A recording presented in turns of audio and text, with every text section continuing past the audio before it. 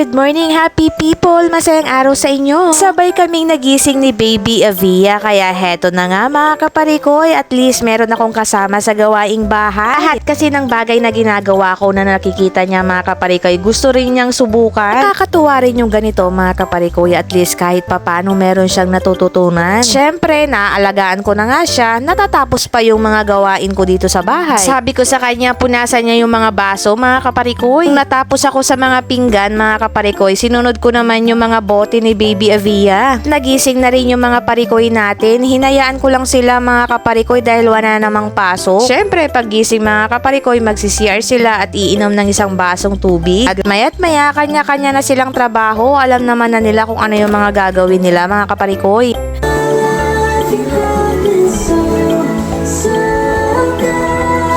Dahil nga linggo ngayon mga kaparikoy, syempre makikinig muna tayo ng praise and worship song. Habang nag-aalaga naman si Kuya Kaiser, ibinaba ko muna itong iluluto nila Papa Ajir. Pagkapanik ko mga kaparikoy, heto naman si Kuya Ivo, gamit niya yung tsinelas ko na rubber, talagang kinikis-kis niya yung carpet at napakaraming buhok. Naglalagas kasi yung buhok ko mga kaparikoy. Nagbigay ng ulam din si Mama at heto naman ako dito, nagpiprito ako ng hotdog at syempre itong sangag natin, hindi mawawala ito mga kaparikoy, nilagyan ko lang ng konting ham. At may nagbenta ng shell mga kaparikoy, maganda to lalo sa nagpapa-breastfeed tulad ko. Ulnak ata ang tawag dito mga kaparikoy, nakalimutan ko na pero ma-share ko lang. Alam nyo ba nung bata pa ako mga kaparikoy, talagang pumupunta kami sa tabing dagat, kumukuha kami nito para meron kaming pang-ulam. Noon bata pa kasi kami mga kaparikoy, kahit araw-araw talaga meron yan sa tabing dagat. Basta masipag ka lang mga kaparikoy na magpulot, aba naman talagang meron kang uulamin maghapon. Pero sabi nung nagbebenta mga kaparikoy, madalang na daw yan ngayon sa dagat. Sobrang na-miss ko rin yun kasi mga kaparikoy, at syempre alam ko yung hirap kung paano kumuha nun, kaya bumili kami. Agad-agad naman niluto ni Mama yon mga kaparikoy, nilagyan lang ng bawas, sibuyas at sobrang daming luya. Aba naman talagang taob ang kanin namin mga kaparikoy, masarap yun, lalong-lalo na maraming madedede ang Baby Avia na yan dahil sobrang daming sabaw. Kaligo na kami di Baby Avia dito mga kaparikoy, kaya ginigis-gis ko na yung ngipin niya. Katapos, heto na ang struggle ko mga kaparikoy. Talagang ayaw niya magpaipit. Pag inipitan mo yan, mayat-mayat, minuto lang tinatanggal niya. Kung tinanggal niya yung ponytail niya mga kaparikoy, tinatago niya kung saan-saan yung hindi ko talaga mahanap.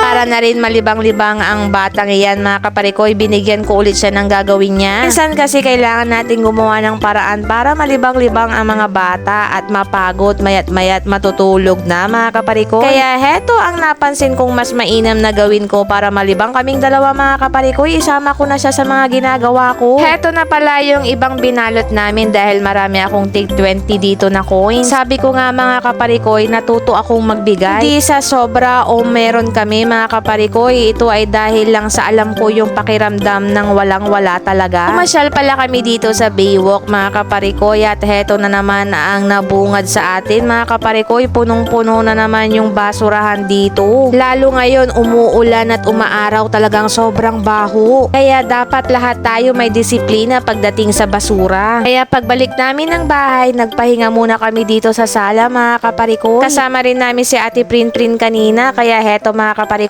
magtitimpla muna tayo ulit ng First Vita Plus. Sa isang sachet mga kaparikoy, isang basong tubig na or 400 ml mga kaparikoy. At kailangang malamig o warm water mga kaparikoy, huwag po natin lagyan ng mainit na tubig. Kasi daw pag mainit na tubig, mawawala daw yung bisa ng juice. At napakasarap naman talaga kasi mga kaparikoy kapag malamig ito. Lalo na kapag Spider-Man ang tumbler mo. Pa naman, ewan ko ba bakit sa dami ng tumbler itong pinagtitimplahan ko, kanya-kanyang trip yan. Bahala kayo dyan parikoy. Ito lang ang iinumin ko maghapon, solve na ako mga kaparikoy. Binigyan ko na rin ng memeryendahin niya si Ate Prin mga kaparikoy, at biglang nag-aya, kaya nito nag-TikTok kami. Bahala na kayong umintindi sa sayaw namin.